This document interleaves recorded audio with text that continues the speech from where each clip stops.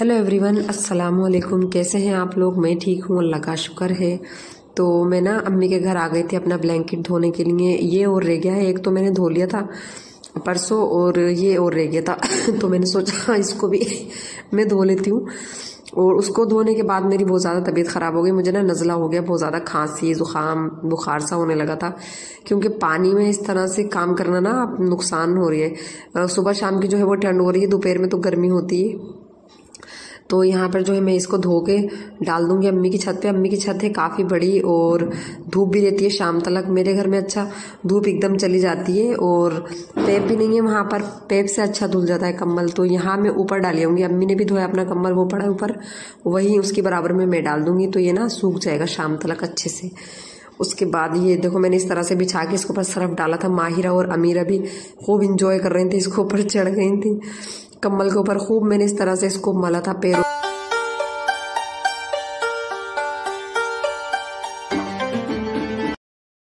Guys मैं आ गई हूँ अपने घर पे और कम्बल जो है वो मेरा धुल गया है। दोनों कम्बल जो है वो धुल गए अल्हम्दुलिल्लाह, अल्लाह के हुक्म से। अब पूरे जाड़ों जो है साफ सुथरे कम्बल ओढ़ेंगे इंशाल्लाह, अल्लाह ने जिंदगी तंदुरुस्ती रखी तो।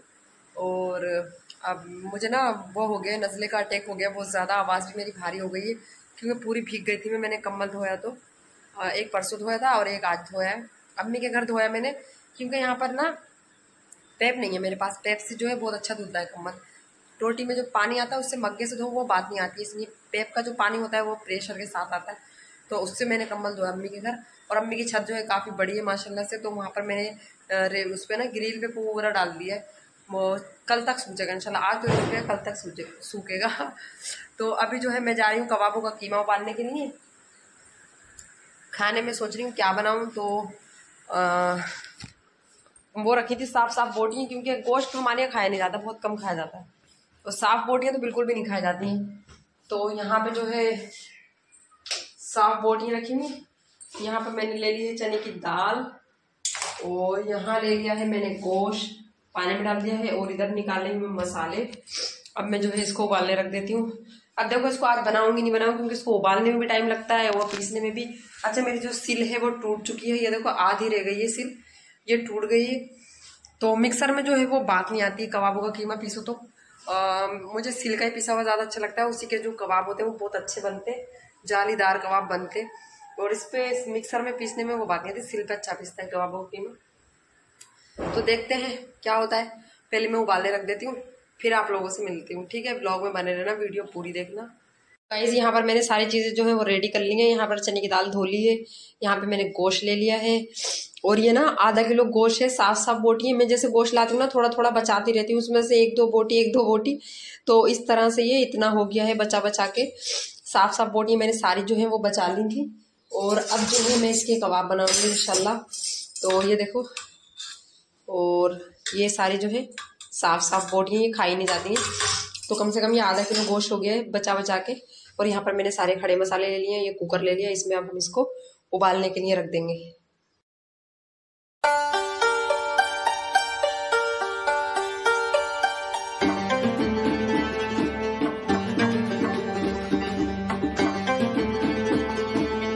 कबाबों का कीमा जो है वो उबलने रख दिया। अब चलते हैं छत पे।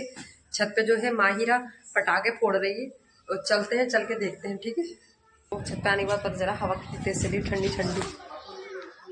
वो जो झंडा उड़ रहा है ना खरा, उससे मालूम पड़ा होगा आप लोगों को। हाँ तो फोड़ लिए पटाखे।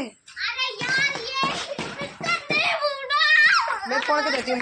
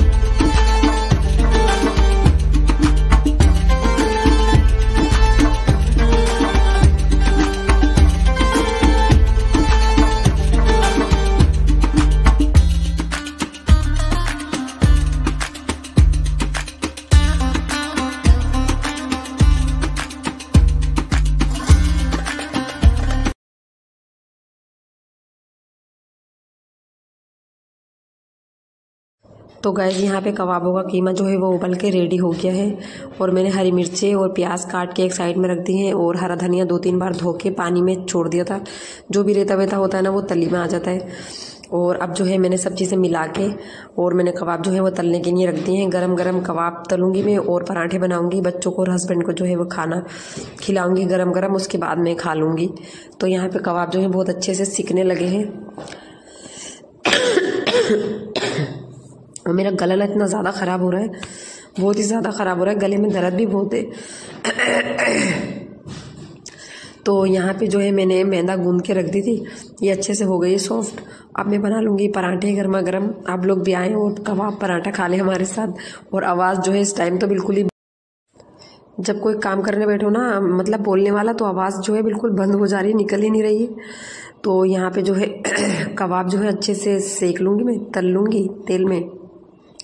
और कबाब जो है सरसों के तेल में तलो ना, जब भी उसमें मज़ा होता है, चरपरापन होता है, चटपटापन। तो इसलिए मैं हमेशा से सरसों के तेल में तलती हूँ कबाब, सरसों के अच्छे लगते हैं। तो इस तरह से हो गए, ये बहुत अच्छे हो गए थे, बहुत मज़े के हो गए थे कबाब। और अब मैं बनाऊँगी पराठे। तो मैंने बोला हस्बैंड से कि हाथ धो लो, अमीरा से और हस्बैंड से। मैंने कहा मैं बनाऊंगी, तुम लोग खाना गरम गरम, क्योंकि पराठे जो है ना वो गरम ही गरम अच्छे लगते हैं, ठंडे अच्छे नहीं लगते। और घी के पराठे बनाती हूँ मैं, घी के पराठे अच्छे लगते हैं मुझे। तो घी जो है एकदम जम जा रहा है। सुबह शाम की थोड़ी थोड़ी ठंड होने लगी, दोपहर में तो थोड़ी बहुत गर्मी हो रही है, लेकिन सुबह और शाम में थोड़ी ठंड हो रही है। तो मैं जो हूँ पराठे बनाने लगी हूँ गर्मा गर्म, बहुत मज़ेदार, यम्मी से मैदा के। तो मैंने हस्बैंड को और अपनी बेटियों को खाना खिलाने के लिए बिठा दिया था। मैंने कहा गरम गरम खाना खा लो तुम लोग, मैं बाद में खा लूँगी, तुम गरम गरम खाओ, मैं बना रही हूँ। तो बच्चे और हस्बैंड जो है खाना खाने के लिए बैठ गए हैं। माहिरा नीचे बैठ के खा रही थी, मैंने कहा ऊपर बैठो पापा के पास, यहाँ मत बैठो। तो वो ऊपर बैठ गई थी पापा के पास जाके। तो ये लोग खा रहे हैं खाना गर्मा गर्म। आप लोग भी आएँ और खाएँ कबाब और पराठा। अच्छा, ये चीज़ें जो होती हैं वो गर्म में गर्म अच्छी लगती हैं। तो गाइस रात में वीडियो की एंडिंग नहीं कर पाई थी। रात हमारे घर आ गए थे मेहमान और वीडियो जो था वो मैंने बीच में ही रोक दिया था, एंड नहीं हुआ था वीडियो। तो अब मैं आई हूँ वीडियो की एंडिंग करने के लिए। तो मेरे पास ना एक कमेंट आया था, मेरे जो सब्सक्राइबर हैं, सिस्टर हैं, राबिया खालिद नाम है उनका। तो वो मुझसे कह रही थी कि आपके हस्बैंड घुमाने लेके नहीं जाते हैं आपको कभी, आप अपने हस्बैंड के साथ मतलब घुमाने नहीं गई, तो घूमने नहीं गई हैं। तो मेरे हस्बैंड ये बैठे हैं, मैं इनके सामने आपसे पूछवाती हूँ, ये बताएंगे कि ये कभी मुझे घुमाने लेके गए हैं कि नहीं गए हैं। हाँ बोलो। नहीं लेके गए, क्यों नहीं लेके गए? मैं बताती हूँ, इनको घूमने का या घुमाने का बिल्कुल भी शौक नहीं है। हमारी शादी को 8 साल हो गए, लेकिन 8 साल में एक बार भी ये मुझे कहीं भी घुमाने नहीं लेके गए। डॉक्टर के यहाँ ले गए, दवाई दिलाने ले गए हैं, माँ के घर ले गए मेरी, और बस इससे ज़्यादा कहीं नहीं ले गए। मैं कभी रामपुर से बाहर भी नहीं गई हूँ उनके साथ घूमने के लिए, ना इन्होंने कभी मुझे घुमाया है। तो इसलिए मैं इनके सामने ही बात बोल रही हूँ। देखो इधर देख के बोलो। सही कह रही? हाँ सही कह रही। इनको ना घूमने का शौक है ना घुमाने का शौक है। तो इसलिए मेरे भाई आए हुए थे, तो उन्होंने बोला था कि आओ मुझसे कि चलते हैं कहीं पर घूमने, पिज़्ज़ा वगैरह खाने। जब मेरे भाई आए हुए होते हैं मैं उन्हीं के साथ जाती हूँ, बहन आई हुई होती है तो बहन बोलती है तो बहन के साथ चली जाती हूँ। मेरे भिनोई को बहुत ज़्यादा शौक है अपने बीवी बच्चों को घुमाने का, इंजॉय कराने का, लेकिन ये जो हैं ये बिल्कुल बोरिंग है। ज़िंदगी में सब कुछ कर रहे हैं ना, लेकिन कभी कम बोलने वाले लड़के से शादी मत करना, बिल्कुल भी। कम बोलने वाले लड़के खुद तो अपने मतलब उसमें रहते हैं, लेकिन जो लड़कियां होती हैं वो अलग डिप्रेशन में चली जाती हैं, है ना। दिन भर इनका पता भी नहीं चलता है घर में कि ये घर में है या नहीं है, ना ये हंसे ना बोले ना मजाक, कुछ नहीं तो हस्बैंड वाइफ कैसे रहते हैं वैसे ये बिल्कुल भी नहीं है। ये जैसे इस टाइम बैठे ना, ये हमेशा ऐसे ही रहते हैं। तो इनको ना घूमने का शौक है ना घुमाने का शौक है। जो मेरी सिस्टर थी उन्होंने कमेंट किया था, तो आपको आपका जवाब मिल गया है। तो मैं क्यों जाती हूँ अपने भाई के साथ, भाभी के साथ, बहन के साथ, हम सब इकट्ठे होके जाते हैं, ये नहीं जाते हैं। ये जब सही थे, जब बिल्कुल भी नहीं जाते थे, मैंने बताया नहीं 8 साल हो गए हमारी शादी को, 8 साल में एक भी बार ये कहीं भी नहीं ले गए मुझे घुमाने के लिए। यहाँ रामपुर में इस टाइम झील पे, जो रामपुर से उनको मालूम भी होगा, झील पे मेला लगा था 13 अक्टूबर से लगा था, शायद जाने 12 अक्टूबर से, 15 दिन का। अभी भी चालू है, 3-4 दिन अभी भी रह गए शायद। मैं नहीं गई हूँ एक बार भी। ये कहते हैं कहीं घूमने मत जाओ, घर में रहो, घर का खाना बनाओ। बाहर की चिकन तंदूरी, घर के दाल चावल एक बराबर लगते हैं उनको। बोलो हाँ, मैं झूठ बोल रही हूँ क्या सही बोल रही हूँ? सही बोल रही हूँ। बाहर की चिकन तंदूरी और इनको घर के दाल चावल चिकन तंदूरी का मुकाबला कर जाते हैं, पता नहीं कैसे। तो ये कभी बाहर मुझे खाना खिलाने भी नहीं लेके गए, कभी घुमाने नहीं लेके गए, कभी मैंने बाहर इनके साथ चाय नहीं पिए, कभी होटल पे मैंने खाना नहीं खाया है। ये इस बात की गवाह बैठे हैं। और मैं उस दिन फर्स्ट टाइम पिज़्ज़ा खाने अपने भाई के साथ गई थी। मैंने फर्स्ट टाइम जाके अपने भाई के साथ पिज़्ज़ा खाया था। मैं कभी होटलों में घूमने इनके साथ नहीं गई हूँ, ना कभी मैंने बाहर जाके कुछ खाया है। हाँ, बच्चों को ले जाती हूँ मैं, उनको गोलगप्पे खिला लिए। बच्चे अब माहिरा बड़े होने लगी है तो उसको शौक है बच्ची को, उसको मैं ले जाती हूँ गोलगप्पे खिलाने या आइसक्रीम वगैरह खिलाने, वो खा लेती है। लेकिन हम इनके साथ नहीं गए। क्यों? ये उसमें के नहीं है जिसमें कि आप लोग समझते हो। ये जैसे इस टाइम है वैसी है, ये रियल लाइफ में भी इनकी यही है, इनकी जिंदगी रियल लाइफ इनकी यही है। तो मेरी बहन आपको जवाब मिल गया होगा। तो मैं मतलब मैं इसीलिए कल एंडिंग नहीं कर पाई थी इस ब्लॉग की। मैं मुझे ये मतलब बताना था और आपको जवाब मिल गया होगा। रात आ गए थे मेरे घर मेहमान, तो इसकी वजह से मैं जो है व्लॉग एंड नहीं कर पाई थी। कल थी जुम्मेरात, आज है जुम्मा। अभी मैं मगरिब की नमाज़ पढ़ के बैठी हूँ। तो अब इस ब्लॉग को हम यहीं पर एंड करते हैं।